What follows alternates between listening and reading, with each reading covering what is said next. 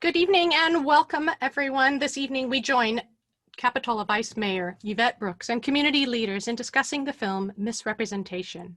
To join this webinar using a telephone only, dial any of the following numbers, and I'll read two of them aloud for you.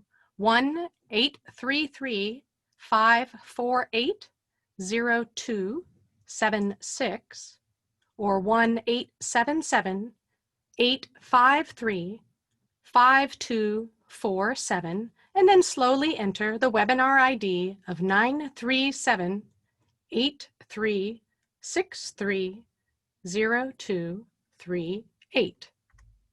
As an attendee, this event is being recorded and will be available on the library's YouTube channel shortly after the event ends.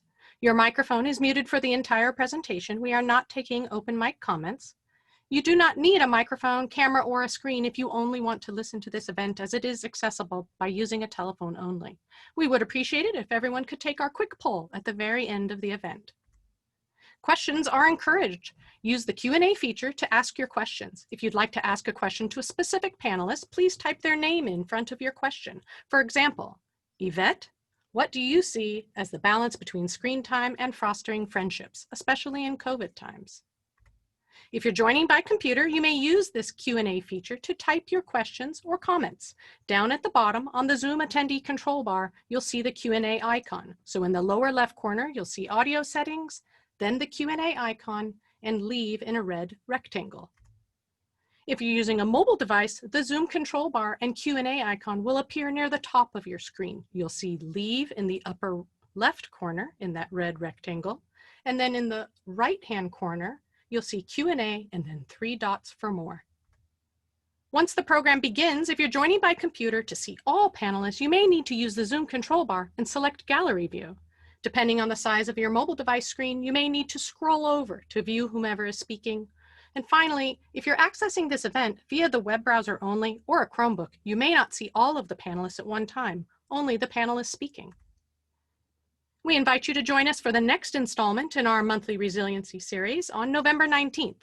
This event focuses on food security and community resilience with a special emphasis on climate change, pandemics, and the benefits of eating a plant-based diet. Register today at santacruzpl.org or tinyurl.com/talkfoodsecurity. And coming up this Saturday is your chance to learn more about this election's ballot measures. Join us at 10 a.m. Register today. Again, santacruzpl.org or tinyurl.com/CA ballot prompts. I'll now turn it over to Yvette Brooks to introduce our panel and our discussion. We're transitioning to gallery view. Please stand by. Good evening, everyone. My name is Yvette Brooks, as mentioned before, and I am the Vice Mayor for the City of Capitola. It is my honor to bring this event to you in partnership with the Santa Cruz County Public Library's Resilience Project. I would like to especially thank Susan Nilsson for believing in this project and its message. Tonight, you can expect about an hour-and-a-half conversation on the resilience of women in power. We will begin by watching the trailer of the film Misrepresentation, meet our esteemed guests, and then follow with prepared questions. After you, the audience, will have the opportunity to ask your own questions via the icon below on your Zoom page. We will close with a presentation by County Clerk Gail Pellerin, who will join us a little later, review different calls to action, and then finally complete a poll. Now, let us begin by taking a look at the trailer for Misrepresentation. Again, if you are having trouble viewing, please know that you can view this trailer at another time on YouTube. Thank you.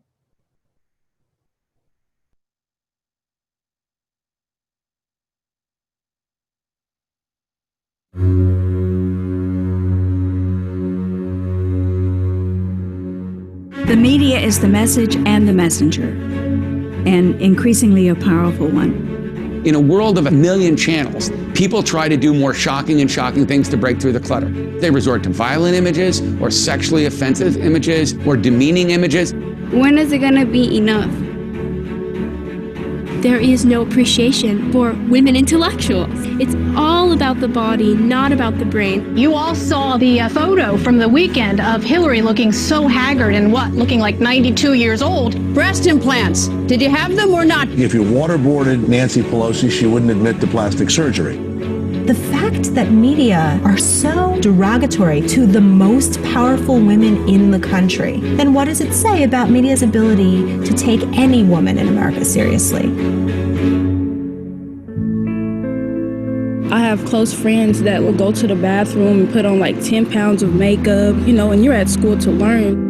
I remember 5th grade, I was worrying about my weight, and now I'm in 9th grade, I'm still worrying about my weight. As a culture, women are brought up to be fundamentally insecure. Media creates consciousness, and if what gets put out there that creates our consciousness is determined by men, we're not going to make any progress. Little boys and little girls, when they're 7 years old, an equal number want to be president of the United States when they grow up. But then you ask the same question when they're 15, and you see this massive gap emerging.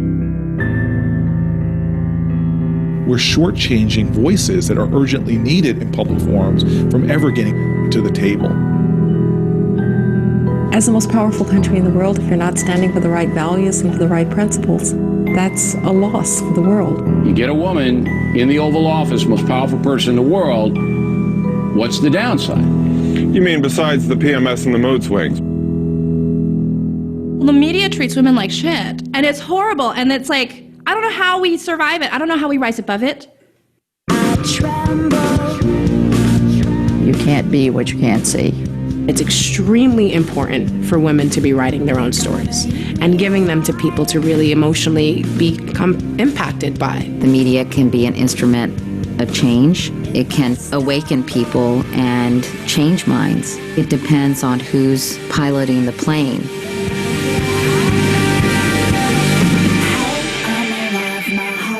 Keeps beating like a hammer.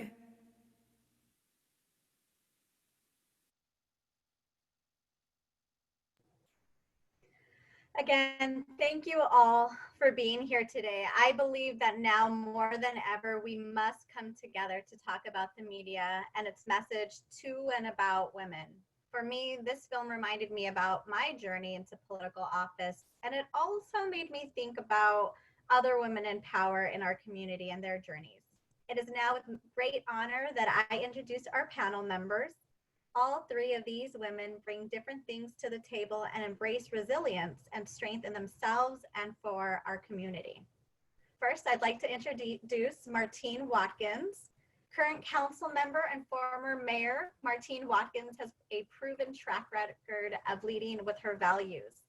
Her career is devoted to developing partnerships for education, public health, youth wellness, and opportunity.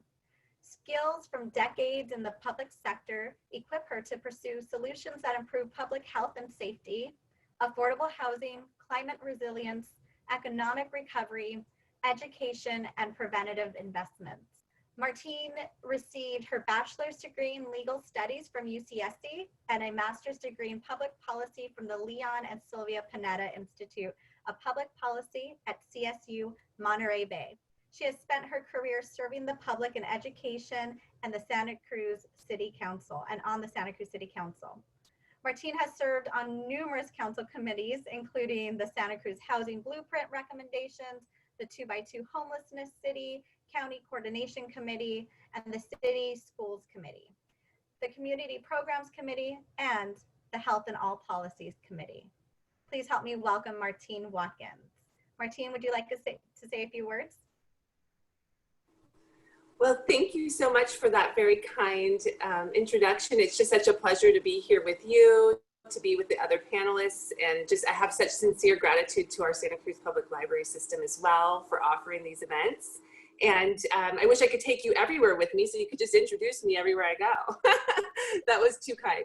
Thank you. Thank you for having me here. Welcome, welcome. Next, I'd like to introduce Stephanie Barron-Liu.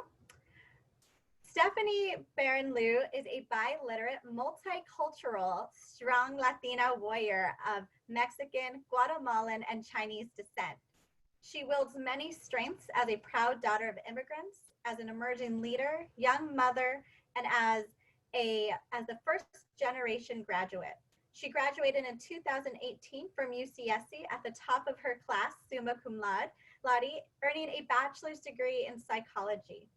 She is known in this community for her work as the executive director of a local social justice nonprofit, Positive Discipline Community Resources, serving the Central Coast, bringing trauma-informed, mutually respectful parent and adult education across sectors of our communities.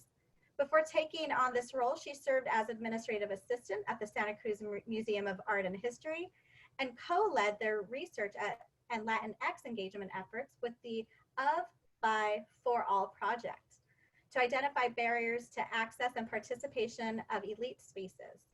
Stephanie is passionate about using her God-given talents to serve her community and shine a light of hope, positivity, and possibility for all.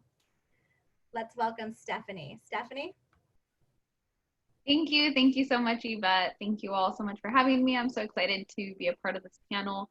And I hope to be able to shine a light, and hopefully my journey and the way that I was able to process this documentary resonates with some of our viewers. Thank you, Yvette. Welcome, Stephanie. Lastly, I'd like to introduce Sarah Ryan, Sergeant with Capitola Police Department. Sarah is deeply passionate about her community and its members. Sarah graduated with a bachelor's in social work from San Jose State, and in 2006 graduated from the Gavilan Police Academy. In 2018, Sarah was awarded Women of the Year by the Capitola SoCal Chamber of Commerce. In addition, Sarah currently participates on the following boards: County Mental Health, ABC, Representative for Capitola, the Capitola SoCal Chamber of Commerce, and the Public Safety Foundation. Sarah is a wife and mother of an 18-year-old son, and shares that raising her son in Santa Cruz County has been a contributing factor in her love and dedication to her community. Sarah fully understands the scope of connectivity between a healthy community and policing. Sarah continues to be a selfless leader in Santa Cruz County law enforcement and strives to ensure that community members are safe while feeling connected and heard. Welcome, Sarah. Thank you. Spirit fingers. I'm excited to be here and the opportunity to share and to learn about the other panel members as other community leaders, and hope that this will open up an opportunity later down the road for more conversations amongst us and amongst anyone else that wants to join in. So thank you for inviting us, Yvette, and putting this together. Absolutely, it's my pleasure. Thank you again to all of our panel members for being here tonight. So next we will transition to the juicy stuff, to our discussion. The first question is to all of our panel members, but Martine, I'll ask you to respond first. So often girls at a very young age begin to see from media images of themselves objectified as property and or sexualized. This message can resonate and begin to feel like the norm, and what is reality is misplaced. Martine, what does this mean to you? No, I really appreciate the question, and watching the trailer and kind of reflecting on having just watched the movie too, you get kind of like fired up about it, you know? I mean, you know, I'm a kid of the 90s, and a lot of the images that you saw on the screen were from that time when, you know, and it's not to say that that stops now, right? We still see those images still, but I think it was a little bit more like in your face, a little bit differently, especially in high school, kind of growing up at that time. You know, as a kid, actually, I was a tomboy. I had an older brother. I just wanted to be like him. He didn't want anything to do with me, but I wanted his old sweatshirts. And I remember going to junior high, and all of a sudden it just sort of shifted. It was like, no, like you need to get in with like what it's supposed to be like to like socially acclimate to this environment, right? And I think it absolutely impacts your self-esteem. It definitely did for me growing up. I grew up out in Aptos too, and so I also, as a biracial woman, didn't have many kids that looked like me, so I already sort of felt a little bit different, I'd say. So certainly, like so many girls, it shapes our self-esteem, and it manifested in different ways for me in terms of behaviors when I was a teenager. that weren't always the healthy behaviors. And I remember my mom at one point saying, you would never want to see your kid doing what you're doing, because you are great, you're wonderful, but your behaviors are not healthy. And I remember feeling like hurt by that. And I still, like, now being a mother of daughters, I totally relate to that, because you just want your kids to thrive. And it's interesting for me too, now also being, you know, a woman who was raising two girls, to kind of how I try to approach the conversation around what, you know, some of the TV shows, even if they're like on the Disney shows or whatever that my daughter is seeing. And she gets really annoyed with me, because I'm like, do you see the way they're classifying her? Like, she's got to act like this to be a certain way, but the guys are like getting to be these really great things, you know? And you know, she's like, I'm just trying to enjoy my show, you know what I mean? But I think it's so important that, you know, we can't always control the content of the images our children see. I mean, we can do our best when they're younger, but we can't do it forever. So it's so important to have these conversations. And I feel like I remember being really impacted when this film came out. And I think even more so now, we need to continue to have these types of conversations, because we have so far to go. And we have such an opportunity for our young girls to reach their full potential. And that comment around when girls and boys equally feel at one point they could be president of the United States, and just that gap of how there's sort of just this scissors difference of what their expectations of themselves can be. And how do we keep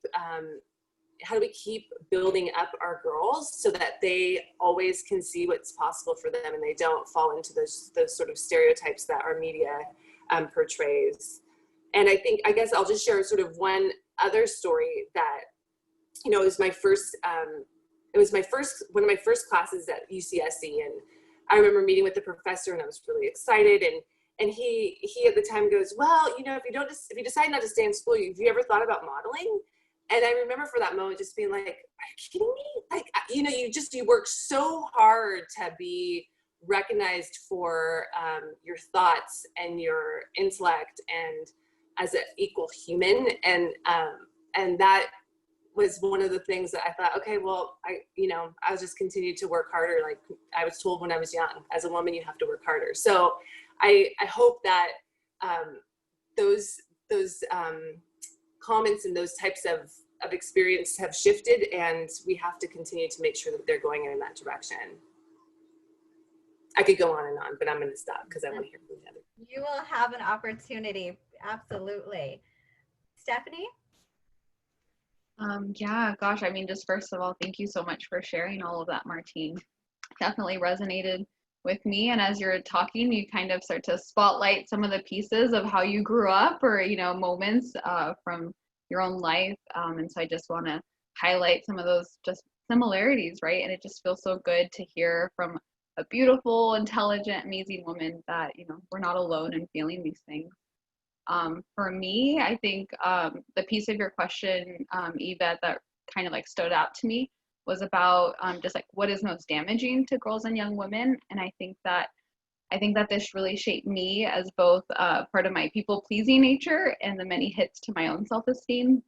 I definitely still feel that I'm growing up and healing those scars of insecurities. And I think it has taken a long time to accept what I look like and how I present myself. And even something as silly as my curly hair, or being a woman, or being brown, or being Latina, it's just desperately seeking those similarities, because at the core, all I want to do is belong and feel accepted. And those feelings don't go away when you turn 12, 13, 18, 19, 27, you know, it's like those feelings, when they're at an unhealthy level, the cost of the sense of self-worth, I think, is just what is really just most damaging. And for me, that the piece of even just the trailer, but really the documentary that resonated for me, is that unfortunately growing up, I didn't necessarily realize that all of this media was negative. My first memories was really just clinging onto it as a playbook as to how to assimilate, how to get along, how to be popular, how to have my sense of self rooted in something that was common. And whether that was from media such as those movies or the clips that we see, even in that trailer, that we're like, wow, the fact that I can name so many of those things, or music videos or dramas, like that's really bad, right? And to add to that, just the prevalence of telenovelas. For me, at least, it was part of these messages of what am I trying to replicate?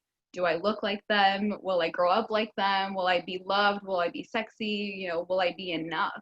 And so I think all of that is just it's so impactful, I think, at a psychological level of trying to be a strong woman, trying to not be the castrating woman, you know, being able to be a leader and be a mom, be feminine and be able to represent your community and make your family proud. It's something that in every moment it kind of plagues you and you kind of double think yourself. And I think something that really stood out to me in even just in this like short part of the trailer in the documentary was just also with like, how do you get away from it, right? Like, how do you kind of see that and find it within yourself to quiet those voices? And so just looking forward to, gosh, like continuing this conversation, as Martine said, as it isn't something that went away in the 90s or in the 2000s, but it's getting worse and it's so much more in our face. And I see this so much with the parents that we serve, that this is something that is affecting their infants, their children, and it's a lot. And so just I want to offer deep, compassionate breaths to everyone who's watching and also feeling just triggered by this, feeling right? So just breathe into it. Thank you. Thanks, Stephanie. Sarah, did you want to add anything to this? Sure. I think I feel very, very fortunate. I also, as a young woman that grew up in the late 80s, 90s, I grew up with two moms and in the San Lorenzo Valley. And so I was raised by a pack of fantastic women that were so strong. It was almost ironic that I stepped into a male-dominated profession. Because I had no idea that I would ever be challenged.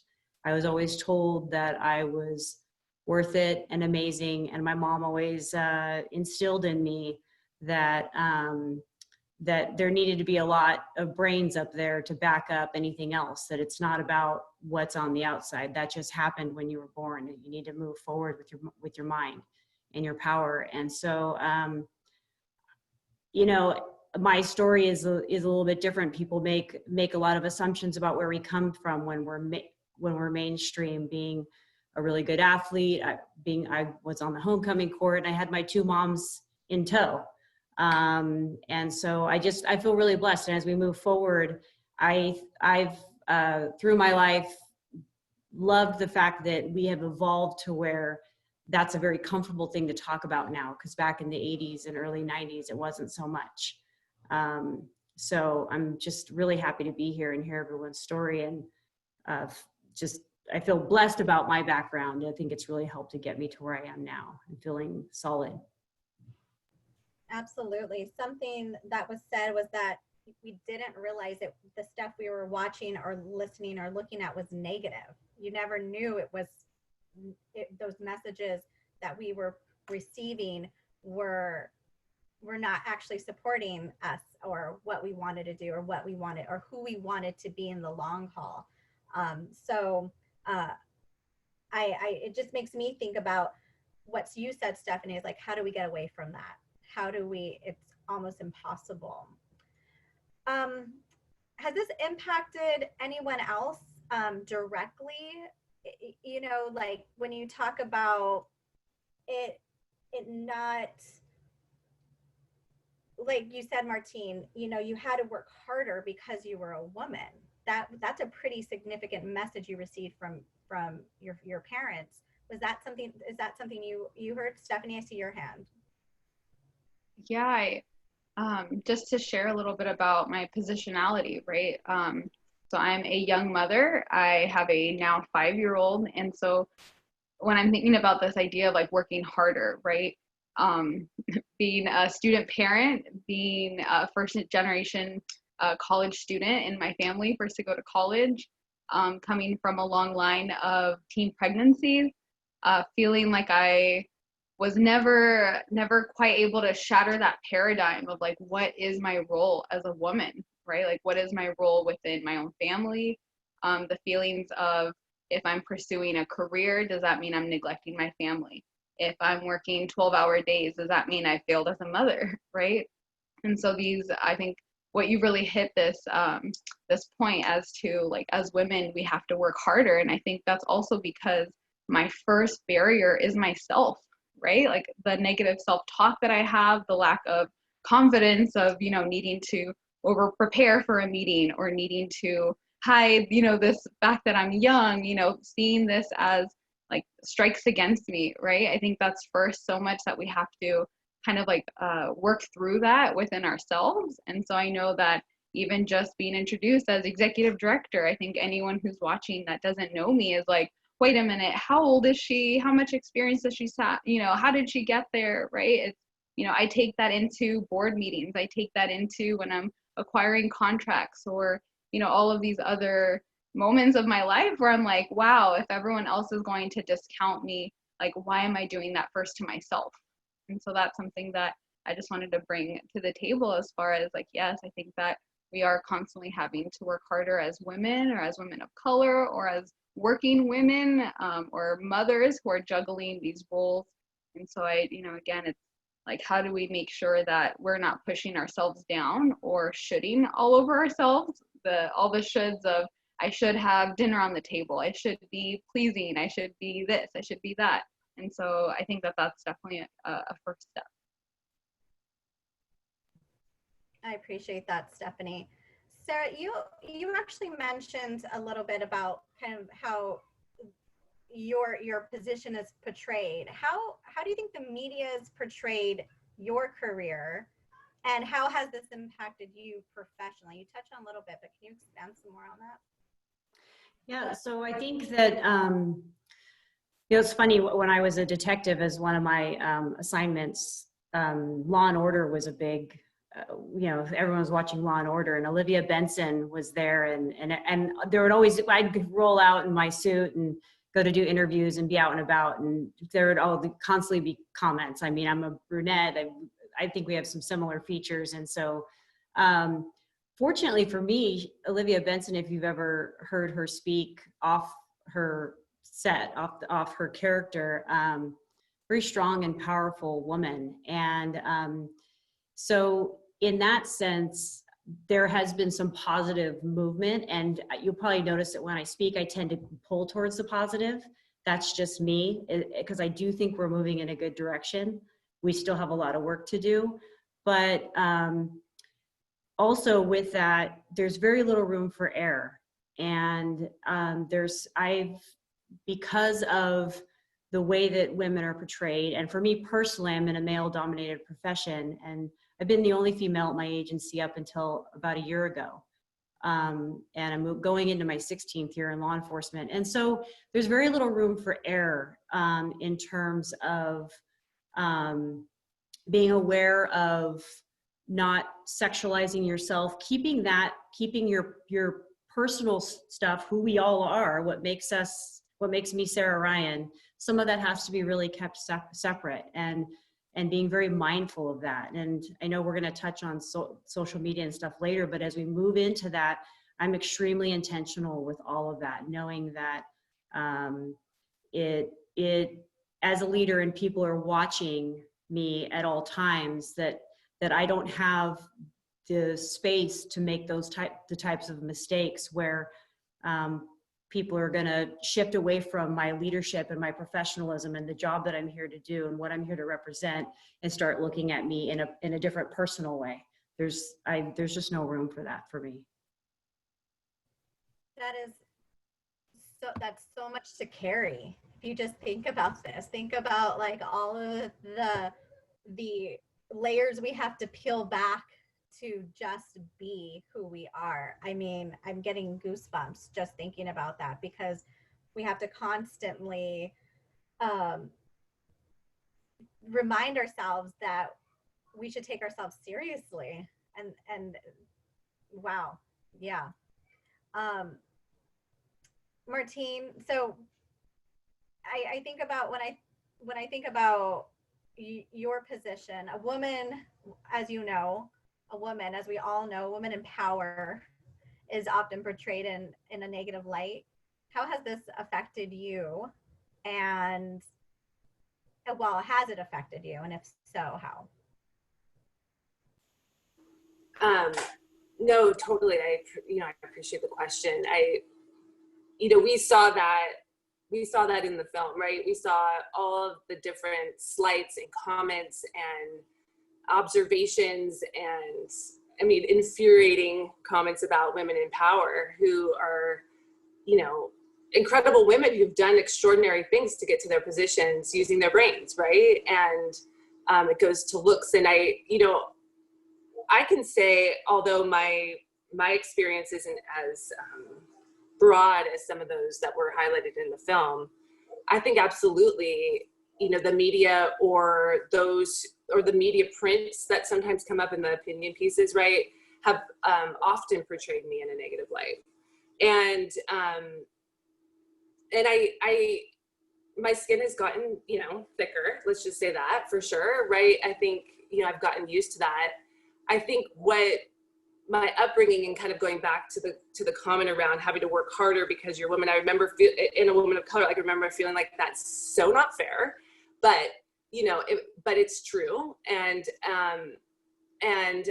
that I think helped carry me to ride some of the sort of the criticism, the mud, right? Just being thrown and it's not like it's over, right? That happened when I was mayor, to the point where they actually disabled that year the comment on this article section in the Sentinel, and a lot of it was aimed towards me, and it still shows up. And it's funny because my dad's like, don't read those things, and my brother, he'll be like emailing me like, how could they say that, or those types of conversations come up, and I think it's a disservice to the reader.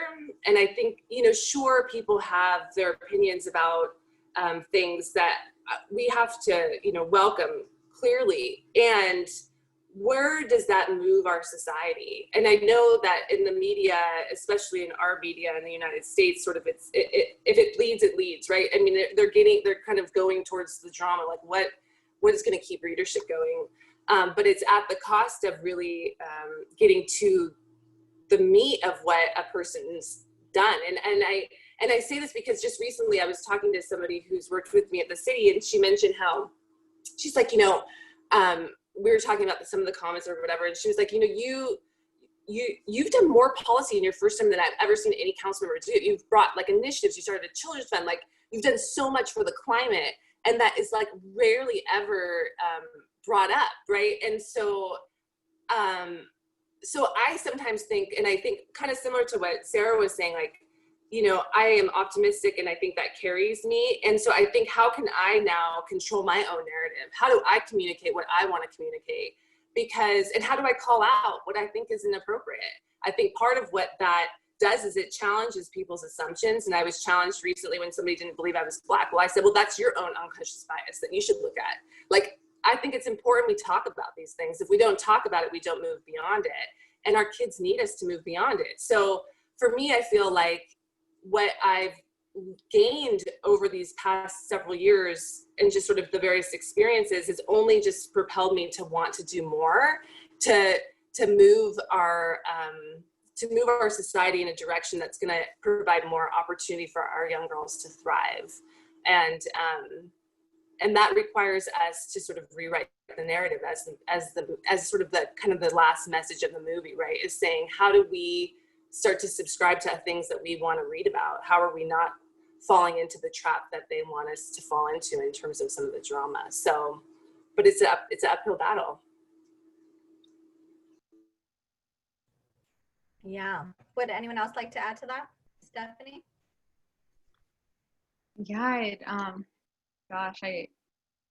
Yeah, so many deep breaths. First of all, I just want to share again, and I think the part that really resonated with what you were just talking about and sharing, Martine, is the idea of how it's portrayed in the media of, this woman in power, and how like in some way they're always like scheming to get ahead, or having to go over one another, bulldoze one woman's career because we can only have one powerful woman.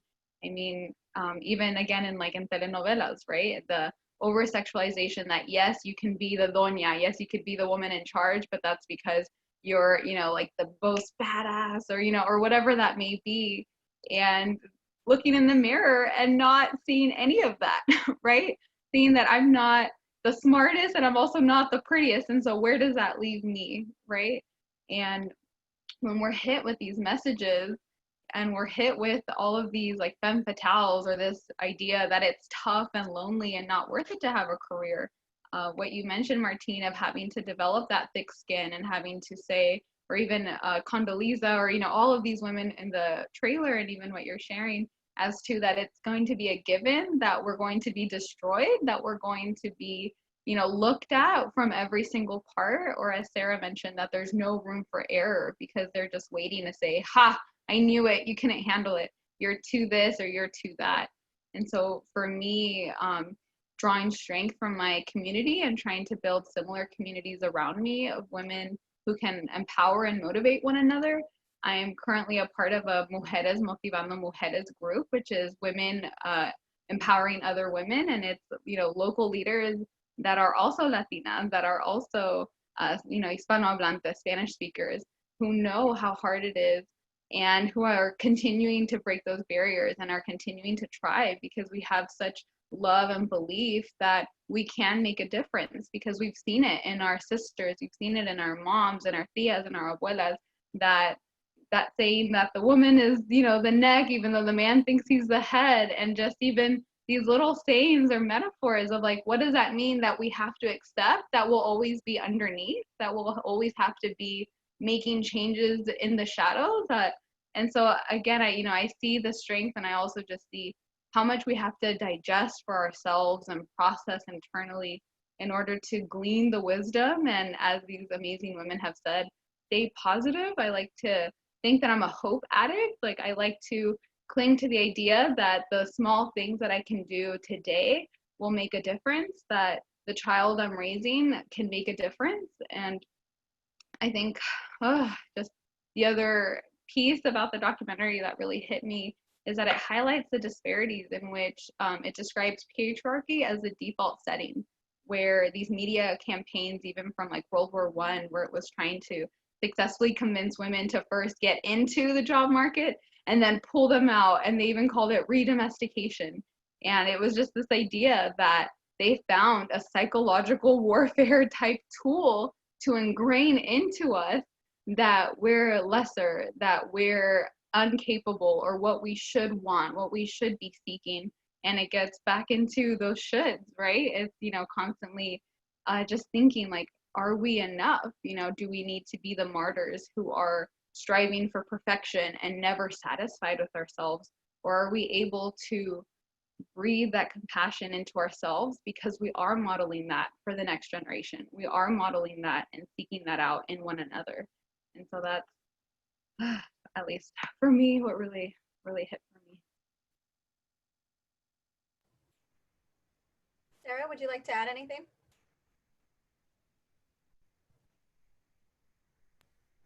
I can unmute myself. The connection between you yourself and the community, right? How women in power are portrayed negatively just in your own career, but then how does that impact the entire community? What are your thoughts on that? Yvette, I'm going to be honest with you. I missed the first part of what you said because it was skipping. Can you just repeat that? Oh, yeah. Can you hear me now? Yes, I can hear you now. Okay, great. So I was just thinking, like, women in power are negative, are negatively perceived, and what, that's just for yourself, but how do you think that affects the entire community? What are your thoughts on that? Well, as we're all well aware, my profession in general right now is not held in the best light. I actually feel prepared to work through this challenging time because of the challenges that being a female in law enforcement presents. And You know, I think that, I don't know, I'm really actually, to be honest, I'm really pondering a lot of the things that the other panel members said, because I'm hearing a lot about self-talk and what we say to ourselves, and how that affects how we present to the public, and realizing that we do have a place out there. We do have a place at the table, and along side by side.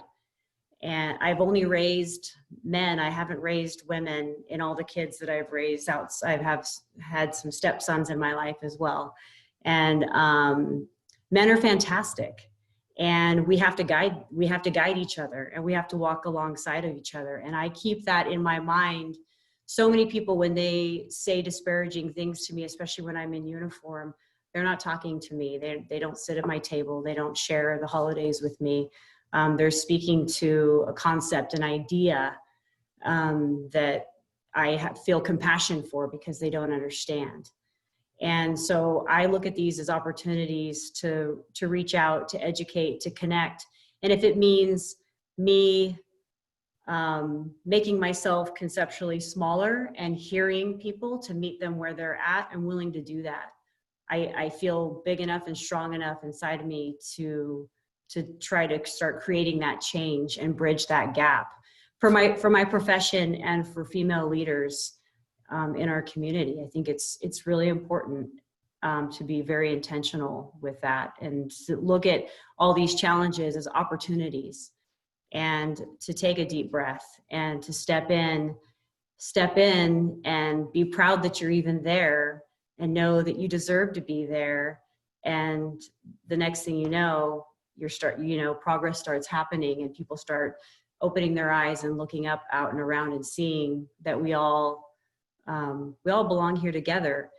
And I feel strongly about that too, as like I said, as a mother of a son that is very huge in nature. He's 6'3", but he's the biggest, softest, sweetest young man. And watching how he's been affected by the world and what the expectations are of him, and being a son of people in law enforcement, parents in law enforcement, and having to shift with that. So it's hard for me to have this conversation without including that, because that's all part of me. So. You know, when all three of you speak, I constantly feel like I'm on a teeter-totter of like, I need to emanate this positive, strong woman, right? But then on the flip side, I'm like, if someone tells me one more time I need to grow a thicker skin, I'm going to lose my mind, you know? And so it's just this insane sense of balance, you know? I can't count on my fingers how many times I shouldn't be a bitch for and just vote a certain way, or you are only this far because of the way you look. You know, there's all of these things that trigger, like Stephanie said, there's all these triggers in all of this, and how we're portrayed on the media definitely is on one side of that teeter-totter. Stephanie, I saw you had your hand up. Did you want to add something else? I mean, I'm sure there's time built out, but I was just looking at one of these like Q&A questions, which I think really fits in with what we're talking about right now, which is the imposter syndrome. So I don't know if we have like a moment to even just address that while it's being asked. Yeah, we were gonna get to definitely ask that question at the end. I want to make sure we get through just the prompted ones that, not prompted, but the ones that I mentioned a little bit earlier about. So, but thank you for highlighting that. We will definitely get to everyone's questions. Please continue to put them in the Q&A down below on your Zoom page. So I'm just thinking about, and Stephanie, since we just chatted, I'll start with you if that's okay. You know, media shapes our children's lives. As we all know, we're all mamas, and the average child, I learned from this film, and I didn't want to hear it, watches at least 10 hours a day. And I'm going to remind everyone, this film was filmed a long time, like years ago, and I'm forgetting, what was it, 90 something, if I can recall. Anyways, when watching this film, Stephanie, what are your thoughts on the magnitude of media and the increase of social media now in their lives? What are your concerns, your worries? If you want to start there. Yeah, no, thank you. I think, first of all, it triggers in me that disdain for the capitalistic society we're living in, where it's constantly putting profits over people. And in the documentary, there's a large section where it's just throwing these statistics at you year after year of scientific study being done, reports citing more and more linkages between, violence in media and then actual aggressive behaviors. And, all these different portrayals of over-sexualizing women and then violence against women in real life, right? And having my heart just shatter taking my son to school, knowing that he's in TK and doing active shooter drills and being bombarded with advertisements for backpacks that are bulletproof. I mean, from every level, we're affected. And when we see both the violent part, the sexualization, but then also just the lack of ability to actually self-regulate. We see that in the families that we serve, whether it's for the early years, 0 to 5, or middle schoolers or high schoolers that are literally unable to make secure attachments, that are even at an infant stage unable to make those secure attachments because they're used to being handed a screen, because they're throwing a pack of Skittles and here's a cell phone and be mindless in an app, and then they are just literally unable to make those social connections later on. And as a young mother, before I even came to be a part of the Positive Discipline program, I have to be completely honest. I mean, I had my kid on one screen and I'm writing my paper on another, preparing for a final, and having my partner playing a violent video game. And you're not doing this because you're a malicious person. You're not doing this because how can I harm my kid at 2 years old, right? You're not thinking about this. But as you open your eyes and really learn about how the things that you're doing right now have lasting impacts on them, have lasting, repercussions into their future, I definitely am more sensitive to whether or not we have apps on the phone, whether we're able to give him the gift of being bored, the gift of being curious, the gift of being creative. We're in this immediate moment, right? Where it's like, even videos, they have to be 5 seconds long, they have to be flashy. They mentioned it in the trailer where it's, you're trying to cut through the noise. So it's like, what is most violent? What is most sensational? And that's the case for even kids, right? For even my son who's 5 turning 6, it's, like these shows are like flashier and gimmickier and they're crazier and they're saying all these nutso things, and there's so much that's packed in there that's more rooted for adults as viewers versus children. And so there is a portion in the documentary where I think it was Gina Davis who was speaking, who was briefly shown in the trailer, and it was on just, how are we taking these as opportunities to talk with our kids? How are we using each moment as a learning moment? Whether it was something that, like that's something that we don't do, or reflecting it back to your values of what you are practicing in the home. Like, well, actually, Nicholas, they, on TV, they were actually doing that for this reason. What do you think of that? I know, it's like, how are we actually letting them form opinions so that when they're seeing something, they already know based off of the values that you've really been able to instill and the things that are really close to your home, close to your culture, close to what's important to you, versus allowing that to shape your child and morph them. And then they're, growing up and you're crossing your fingers that hopefully they're not doing X risky behavior or Y or Z or whatever it is that, that comes up. And so, again, this entire time that I'm watching the documentary, I watched it twice. I watched it once with my, the teenagers in my life, and I also watched it just by myself. And it's this rude awakening that we're living through and that we're just accepting, and that we're just kind of well, bullying and body dysmorphia, it's, getting worse and worse. And, we just have to hope for the best, and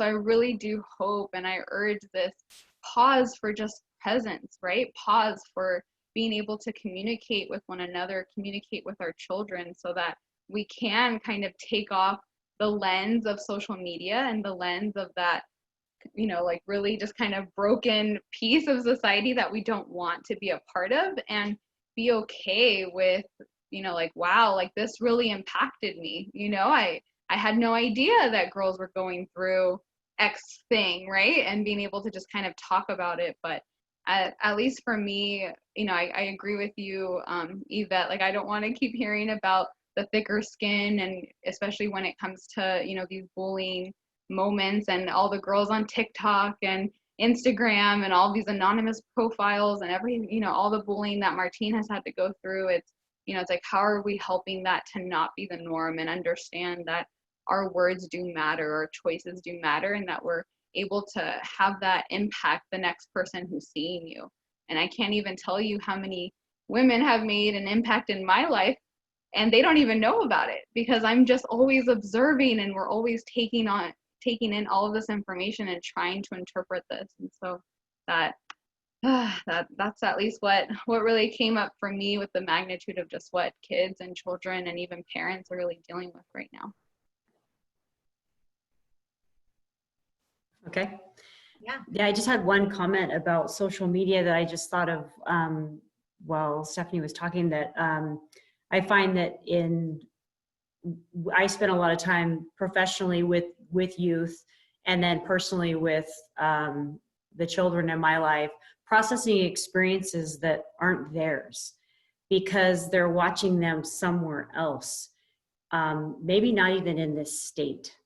Some of them law enforcement related, which obviously touches me personally, professionally, and just experiences in general that my son and I will sit down and process that, are not his, but I can't approach it that way because he's feeling it, he's experiencing it, and this is a part of his generation. That's part of the way that they are actually digesting the world.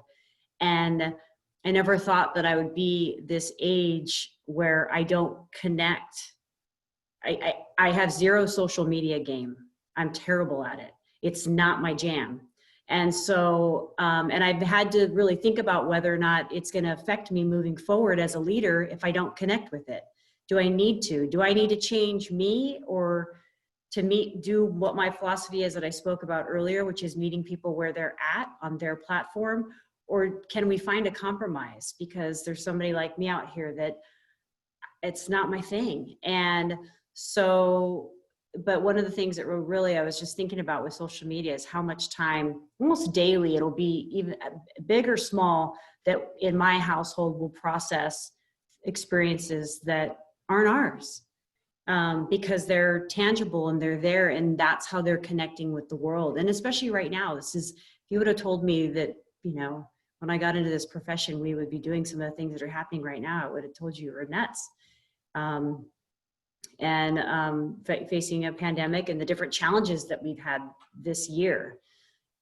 So I don't know, that's just one of the things that I really think about when it comes to social media, and it extends out to the public and the youth out there when they're trying to connect with other people, or particularly my profession, they're trying to connect with us, or they're taking on an experience that just isn't theirs.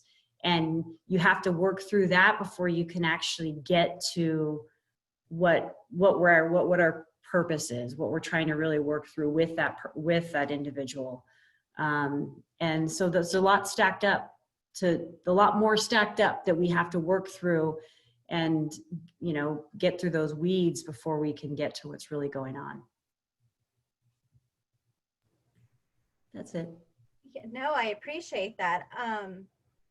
I just wrote down my thought, but I just want to do a time check for everybody.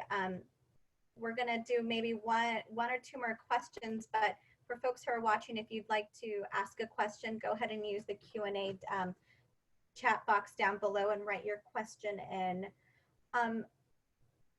Martine, did you want to add anything to that? Sorry, I was just looking at the Q&A because I'm doing it on my iPad. So. Are you writing yourself your own question? Are you? Navigate the technology. No, I'll let you ask your question. I mean, of course, there's so much to talk about, and I'm just, yeah. Well, yeah, I'm so happy to see all the questions down below. We may not be able to get to everyone's question. What I would just add to what Stephanie and Sarah were saying, about the conversations that we need to have in response to these things that our kids are seeing on media. The part for me is that I have to be so honest and I have to be fearless when I have these conversations with my 6-year-old. I have to have the sense of humility when I'm like, that person on TV is doing that or looks that way or because of X, Y, and Z. And it's bizarre. It's crazy to me that I have to be so fearless when I talk to her about this kind of stuff, right? And or why she sees me talking about the stuff on the news, or why I'm so upset about this thing somebody told me. So that's just what I wanted to add to that, to your points. So this last question, I think everyone, this is obviously for everybody. In the beginning, we talked about having to take ourselves seriously in our careers as women, as mothers. And Stephanie, you brought to light the question in the Q&A about, it just makes me think about this term called the imposter syndrome, right?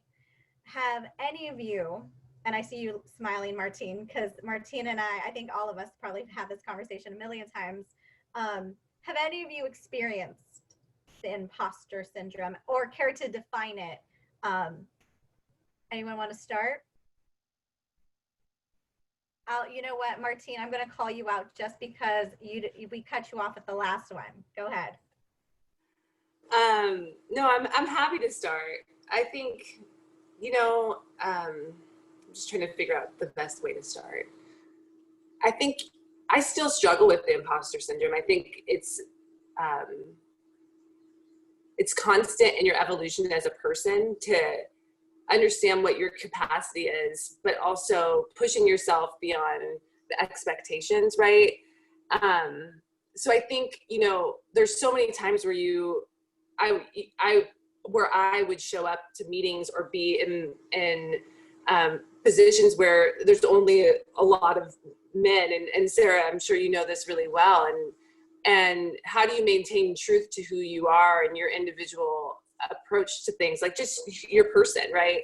And be amongst those that you don't feel like you necessarily might fit with or are worthy of, right? And so it's just sort of that constant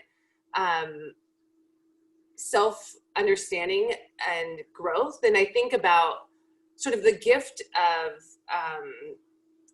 the past several years for me is that I'm pretty clear about who I am these days. Like I have moments where I'm like, okay, I'm questioning certain things, but when you are faced with challenges, you have an opportunity to really understand yourself just a little bit more deeply. And that helps you ride through the noise, I'd say. And so when you show up at an uncomfortable position, or you're put, where you kind of question yourself, like, it's so important to have a good sense of yourself, but it's also really important. And I want to share one story, and I'll do it briefly.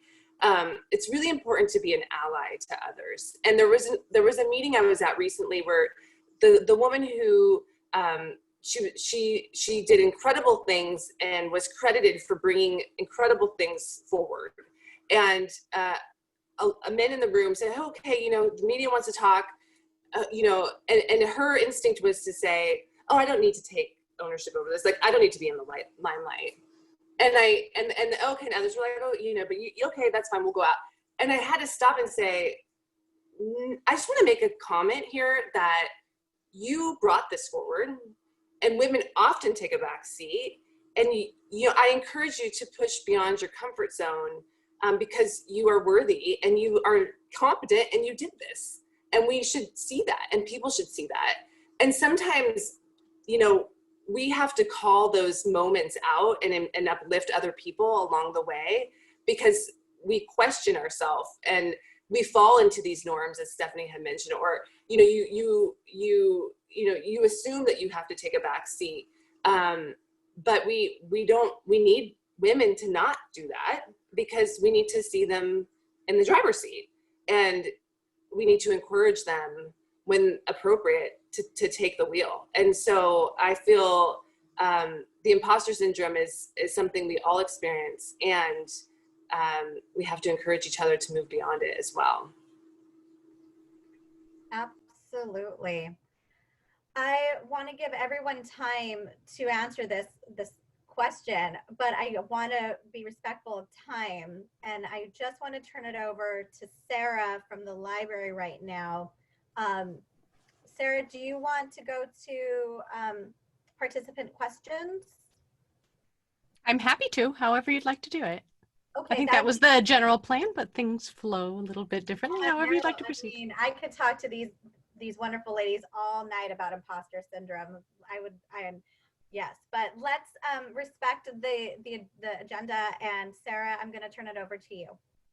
All right, so our first question is, can I get more information on the Mujeres Motivando Mujeres group? Yeah, definitely. Sarah, if you can please share my contact information, I'd be happy to connect with any Latinas who really resonated with my message or with this group. Yeah, I'd be happy to connect with you all.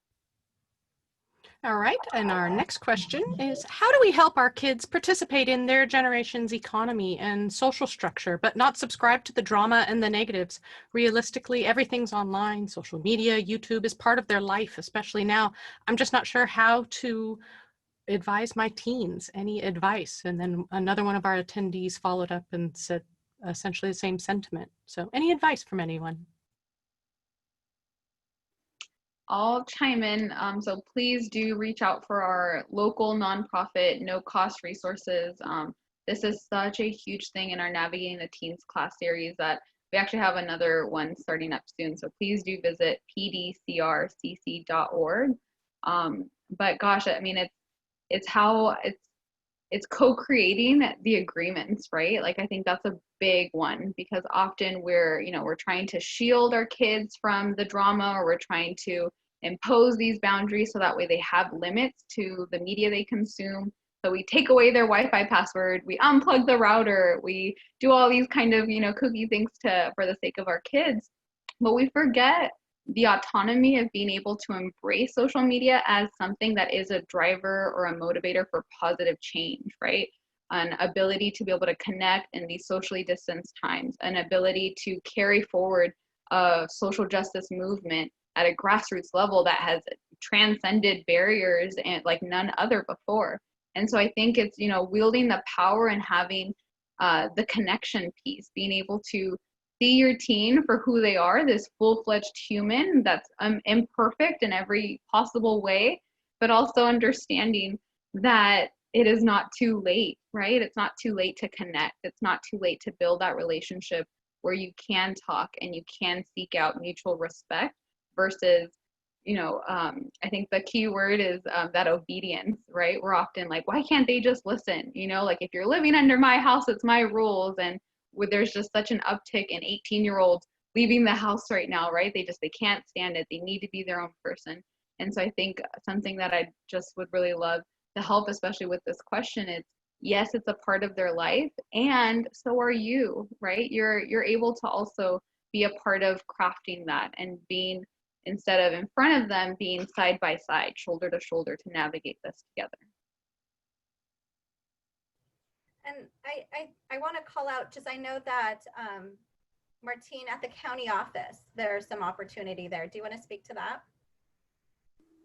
Yeah, no, I'm happy to speak to that.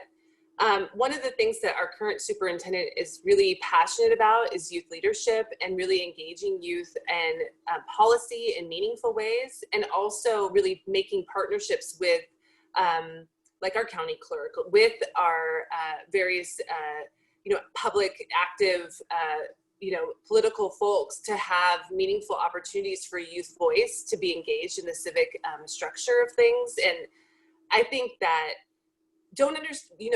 one of the things that I would just say to the youth that really want to be engaged in solutions is, one, we as leaders have to come to you. Also, sometimes we need to reach out to the populations and expect them to come to us. And I'll say that though, come to us, because we hear from very vocal people who feel very comfortable approaching people in positions of leadership, but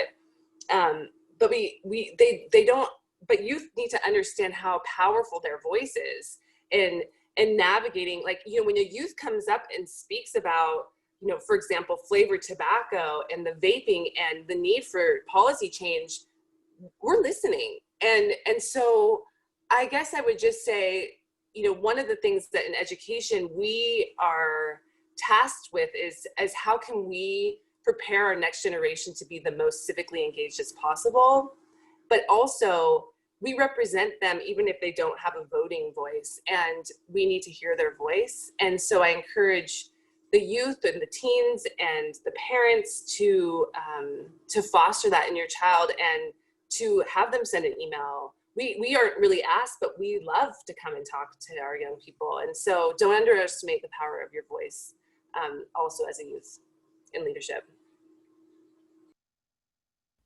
And kind of piggybacking on that, we actually have another question, and this goes to Sarah. Sarah, what additional advice do you have for young girls who want to go into police or fire service and navigating that male-dominated landscape and the public perception you spoke about? Call me.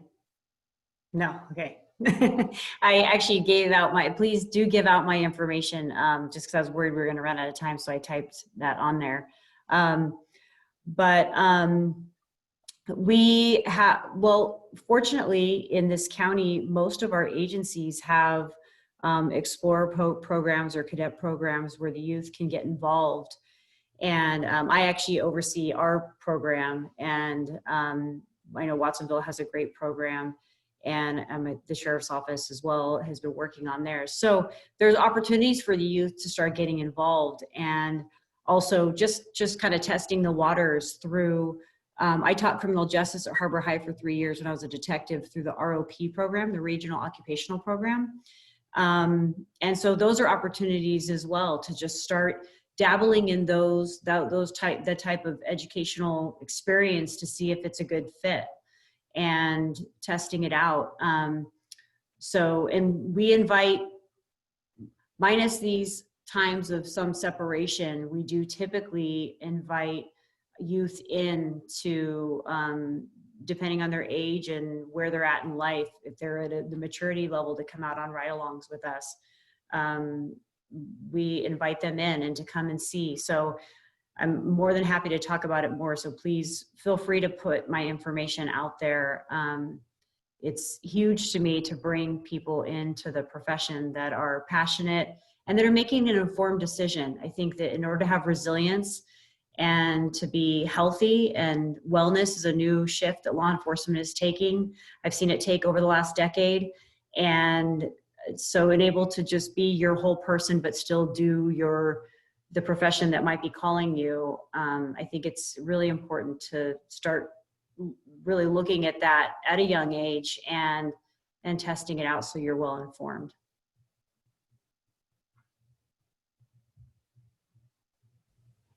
Great, thank you. Our next question, the issues you're speaking about have been present forever. Women have been fighting for equality throughout history. What can we do as a group to leapfrog to a place that ends this struggle?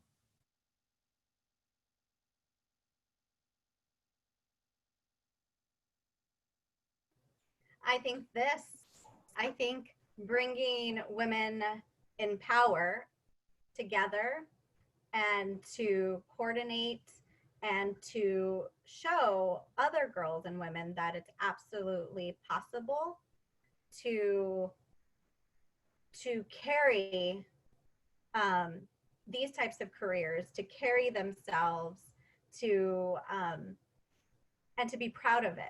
And no matter how thick your skin is, or where you come from, or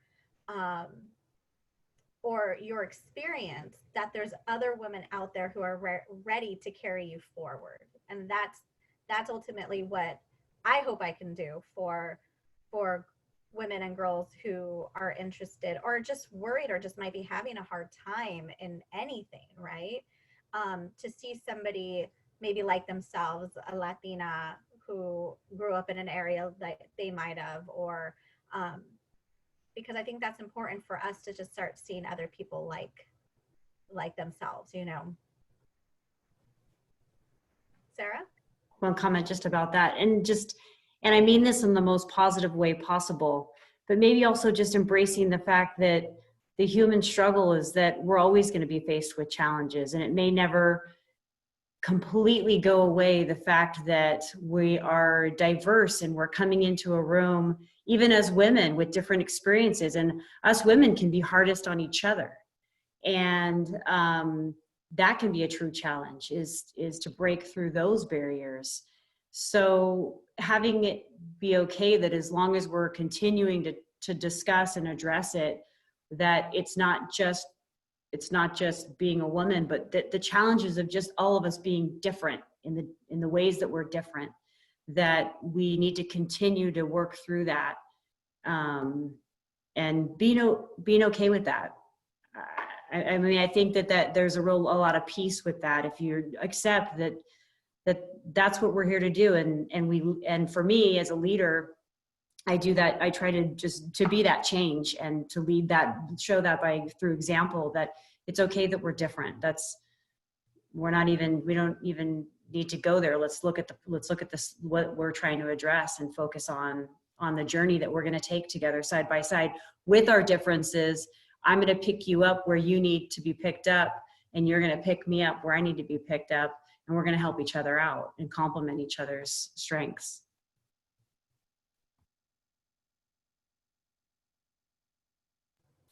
Stephanie? I just wanted to add in, challenging toxic masculinity in the way that we're also raising our children is really important. Seeing the way that it shows up for my son, for example, you know, he's being raised with a woman who is, you know, an executive director, and I'll still hear him and his cousins say something or other about, oh no, because you're a girl, or no, that's for boys. And so being able to take those moments to continue to guide, right? Continue to teach and instill those values. I think when I hear the question about, you know, leapfrogging, I think it's like there's no shortcuts, right? It's we have to really raise and uplift our youth and really even challenge one another as adults when these things come up, and really take that coined term of lifelong learner. Something that someone said to me that was incredibly empowering was that I'm not a minority, but I'm part of the global majority. Like, wow, like that feels so amazing, right? And again, it's, you know, it's these shifts, and it's part of like breaking through these paradigms of not being enough or having to adhere to a status quo or a way of being, but challenging that, working through that, and upholding respect, dignity, and equality in all the spheres of our life, so that we can really take that into our hearts, our homes, our heads, our communities, and really see that change. Yeah, I want to welcome another amazing woman leader in our community, Gail. Thank you so much for showing up, and I see your hand raised. Hi, thank you. I'm sorry I missed a big portion of this, but I do care passionately about what you're doing. I'm a mother of a 22-year-old woman who's finding her way in the world, and you know, when I first got started in this, my dad didn't believe women should be educated, so I had to pay my own way through college to get here. And I think that I like to do is just really to mentor and to reach out to younger women and support them and their goals. And one thing I care very deeply about is electing more women to office. And you know, Santa Cruz City Council, I mean, you guys are rocking it, getting the women elected there. And when I go to present before my board of supervisors, I'm looking at 5 men, you know, and it gets frustrating that. And Santa Cruz County has never elected a woman to office higher than mine as a county office. And so there's so much more. I mean, I feel like we've been fighting this fight for so long, and yet it's not over. And I mean, the fact that the ERA has not been passed, you know, I mean, we need there's so much work that needs to be done for women. And I think we just need to continue, like you said, lifting people up and helping the next person in and reaching out to our young women and show them the ways and the path and encourage their brilliance and leadership that they have. And when women go to run for office, I mean, Martine, you know this, you start thinking, well, I've got to do this, and maybe I don't do this skill as well as I should, or, you're so, you treat yourself so harshly, and man just goes, yeah, I'm just going to do this. I'm just going to run for the office because, I'm the right age and I'm registered and I'm going to do it. So they don't think twice about it, but we do. Gail, I just want to check in with you. You're a little scratchy, so your mic might be hitting just a little, but we did hear you was just a little scratchy. Can we just do a quick test, a mic test on you? Go ahead. Is that better? I think I have to hold it sometimes, yeah. Your beautiful pearls. It was getting it scratchy. Okay. Thank you. All right, I'm going to turn it back over. I'm going to turn it back over to Sarah. So our next question to everyone, what have been the learning lessons of some of your toughest challenges to get where you're at now?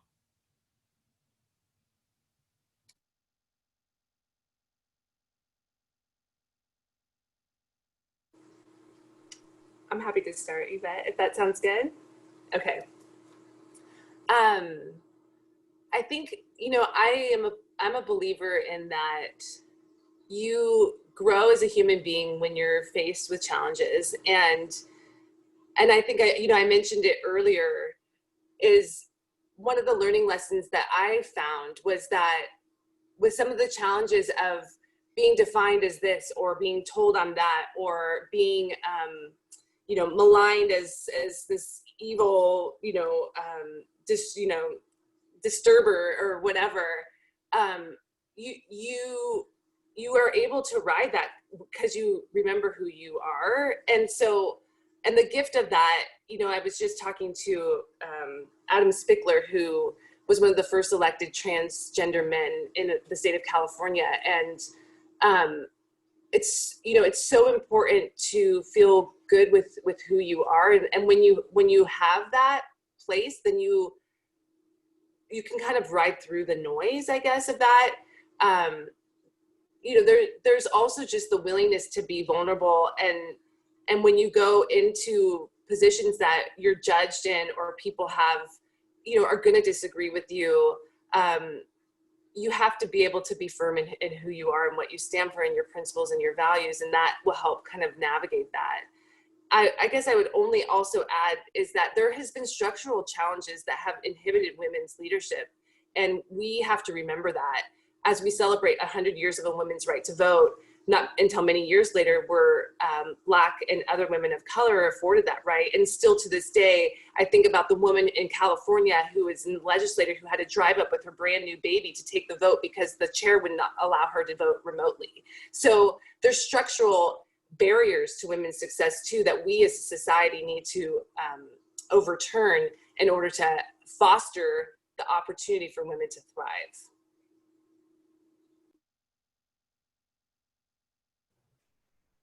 Stephanie? I definitely echo in sentiment everything Martine said. And I just wanted to kind of reflect back into part of that learning lesson. For me, it was even just learning what the imposter syndrome was. That was a very academic term that I had never heard of before. Realizing that I was living my life as though I were sliding through the cracks of this incredibly huge crack that would allow me to be successful as a young woman, as a Latina, as a young mom, as a transfer student, as just all of these other things that really compacted who I am, and not seeing them as strengths. I think that was one of the biggest challenges and biggest hurdles I had to get through, is and stop apologizing for who I am and for how I show up, and seeing that that is what makes me unique, and that is what will help me be a better leader. That is what will keep me humble and keep me grounded in this community work.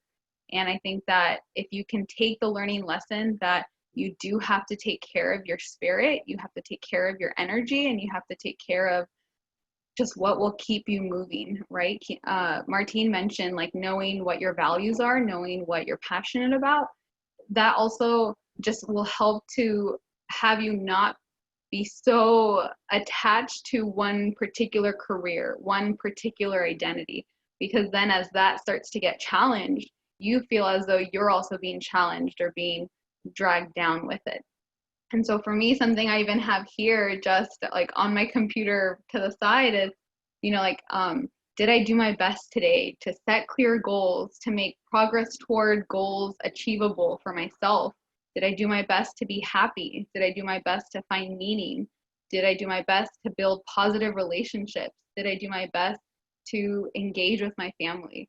And so those are the things that keep me grounded as I end an 8-hour workday, 12-hour workday, 16-hour workday, and just remember that the myth behind being busy as being successful needs to be shattered. I don't have to be at my wit's end to be successful. I don't have to be the martyr, take everything upon me.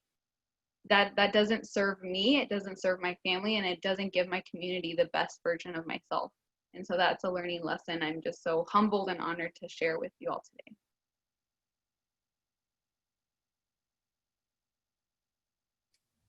All right, and this will be the last question of the evening. Again, Stephanie, for you, you'll round this out. We are scheduled to go to Gail in just a couple of minutes. This question says, you mentioned the importance of talking to our children. I wonder how we can support families who do not have the skills to talk with their own children. Growing up in a Mexican household, the communication was not reciprocal. It was more like, do as I say, period. Definitely. I definitely grew up in the chancla culture. You know, I love my parents dearly and we have a great relationship. But, you know, we had the wooden stick, which was the paleta del amor, which means like the wooden paddle of love, right? It was that, you know, do as I say, or, you know, I'm hitting you because I love you, or, you know, this hurts me more than it hurts you. And just the way that our culture, you know, has obedience and subservience, I think is something that we have to process and work towards really removing.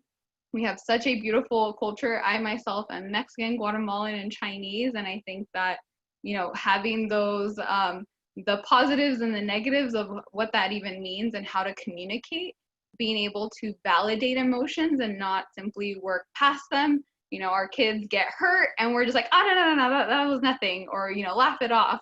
And, you know, does that serve in the moment? Sure, maybe, but also like, ouch, that really hurt. You know, oh, I noticed you're really struggling in that. I'm here for you. Or, okay, it looks like you need some space. Really modeling that, right? It's this idea of, you know, doing as I say, not as I do. It's, you know, we're modeling yelling and then we're telling them not to yell. We're saying don't hit while we're hitting them. We're saying, you know, don't be frustrated, you know, while we're getting so frustrated. And so I think that's the biggest just, you know, takeaway in regards to, you know, communication, that I've just been so privileged to come into my own through this amazing organization as a professional, but also as a mother. I'm so passionate about this because it's also new to me. Mutual respect between a child and an adult, that's just unheard of in my household. And it's something that I'm constantly having to justify and work toward. And so again, I'd be so honored to continue this conversation with anyone who would like to reach out or look into our program. But communication is so important, and especially when we can do it in a way that we're not just communicating, but that we're listening and that we're holding that space for them as well.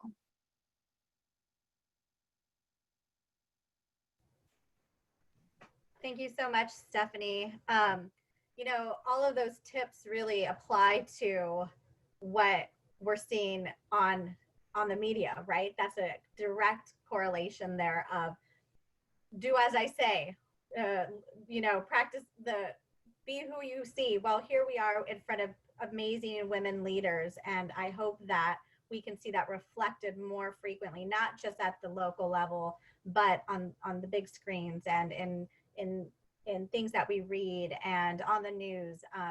It's definitely a message to change. So Sarah from the library, we're gonna go ahead and move into our PowerPoint that Gail helped put together here. I'm gonna welcome Gail Pallerin, our County Clerk, Registrars of Voters for Santa Cruz County here. I hope I got your title right, Gail. That's perfect, thank you. Great. So when you just want to move to the next slide, you can just go ahead and say it. I'm not driving here. So Okay. Well, and thank you, Yvette, for putting this on and including me. I mean, your leadership in Capitola and the county has just been really inspiring. So thank you. Yeah, we're in election mode, as if you didn't know that yet. We'll go to the next slide. And I'm just going to remind you about your mic, just because it was, there we go. Is it better now? Yes. Okay, I'm just holding it away from everything. So we mailed everybody this material. So I mailed a ballot out to everybody. I put a big XO on the envelope so you can find it in your stack of mail. So I say I've mailed every voter a hug and a kiss. And it includes your instructions, your I voted sticker, the county information guide is the purple guide there, the state voter information guide is the newsprint one. So if you haven't received those materials yet, you need to let us know. Next slide. So there's a lot of great resources for voting. There's the Easy Voter Guide. The Women Voters puts this out. We have a link to it on our website. Cal Voter Foundation has really great songs that they do about voting. Voters Edge is another great website where candidates can provide information about them. It goes a little deeper than what you get in the county guide. And then other groups and organizations put out different guides. So if you're trying to navigate your way through the ballot, there's lots of resources out there for you. Next slide, please. So one thing that's been happening is that we've been running this great campaign called Vote Safe California. Secretary of State's got going on the state level. I've got something similar, Vote Safe Santa Cruz, because we are in a pandemic. What happened in California, we are an enfranchising state, so every voter was mailed a ballot, and there's lots of resources on the Secretary of State site about things that do concern voters, you know, getting registered, cybersecurity, election myths, getting time off to vote. And then just they'll be linking to all the early voting locations, and there's some great things going on with students as well in this election. So next slide, please. So make sure your ballot's going to count. So the most important thing, you mark it. You mark your choices by filling in the oval to the, actually it's to the left of your choice, sorry, the left of the choice. And if you make a mistake, it used to be the right, but now it's the left. If you make a mistake, you're going to put an X in the oval and circle the ones you do want. You need to sign your envelope. You don't sign the ballot, but you sign the envelope, and don't overhelp anybody in your household. So don't sign for a spouse or a child who's off to college. Make sure that the person signing it is the voter. It's got to be in your own handwriting. And then return it on time. The easiest and fastest way is to drop it off at one of our official ballot drop boxes. We've all heard that there's unofficial ones out there, and have not heard of any in Santa Cruz County, but we are on the lookout. But if you do mail it, make sure it's postmarked on or before November 3rd. Next slide, please. So to return it, we got the 15 ballot drop boxes available 24/7. So when we first put drop boxes out there, I just automatically thought about putting them outside. A lot of counties put them inside, but we do have some inside as well. But 24/7 ones are really handy. You can just drive up and drop them off up until Tuesday, November 3rd, 8 p.m. You can also return it to one of our 19 in-person voting locations. So if you're someone who does not want to vote by mail, or you lost your ballot, or you never received it, you can go in person to one of our in-person locations. There's 2 right now, our office in Watsonville, and there'll be 19 more by October 31st. And then, or mail it, so it's postmarked on before November 3rd. And if you need to do it close to Election Day, I encourage you to walk in and get it postmarked. Next slide, please. Okay.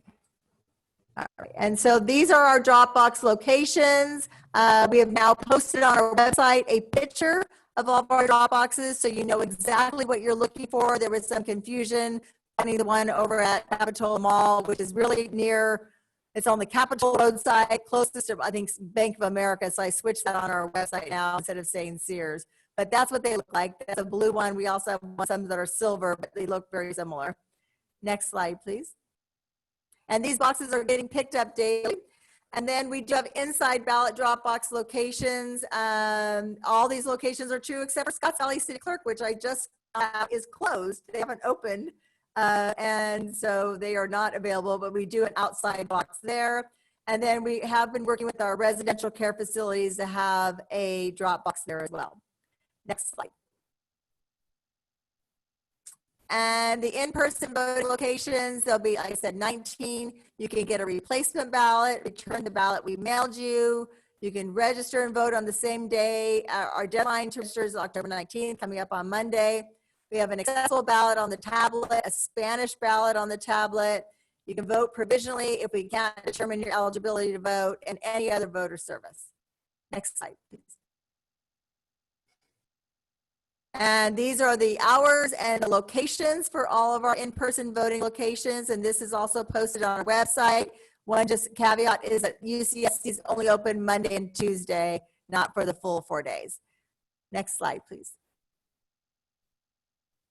And this, I'm so excited about this. We have a vote mobile, a trailer that we're able to take out and about in the community. We just did a great video on it. It's on our website, and it's just really fun, and people love it. It's very red, white, and blue. And tomorrow we're going to be out at Watsonville Farmers Market, and then the Live Oak and Scotts Valley Farmers Markets this weekend. But all the schedules posted on our website. Next slide, please. So that's somebody else's slide. Yeah. So just because of time sense, Gail, I removed your last two slides, full transparency. We're at 7:30 here. I just want to check in with our host for the Santa Cruz County Library. These slides will be able to go out to all of our attendees. I just want to thank everyone so much for being here tonight. The rest of the slides include different calls to action. Obviously, as Gail shared with you, it is so important that all of you vote. In the slides, there's examples of how to get involved locally, and that is a direct response to one of the questions. To attend a dyad, we will email all of the attendees opportunities we will be having in the future of dyad sessions to continue this conversation. As our wonderful women leaders said today, support other women. It is so important to support other women. Like Sarah said, we are so hard on women. We're sometimes so hard on other women that we need to change that dialogue. Be the change, and as Gail said, run for something. So again, thank you to all of our wonderful community leaders, our elected officials, and thank you tonight for joining us. We'll talk soon. Good night. Bye-bye.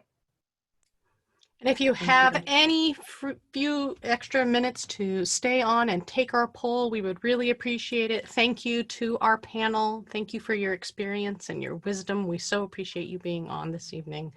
It's been amazing. And I'm going to put the poll up now. Just wanted to take a second to say that today's also the last day to fill out the census in case you hadn't done so yet. It's really easy.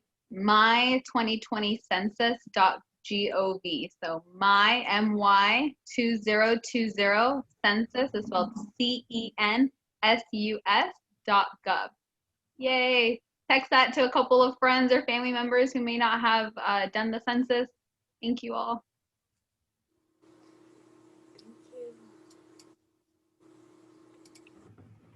And our poll results are in for anyone who's going to stay on. But this does conclude our program. Thank you to everyone who joined and watched our panel this evening. And we hope to see you on another Santa Cruz Public Libraries event.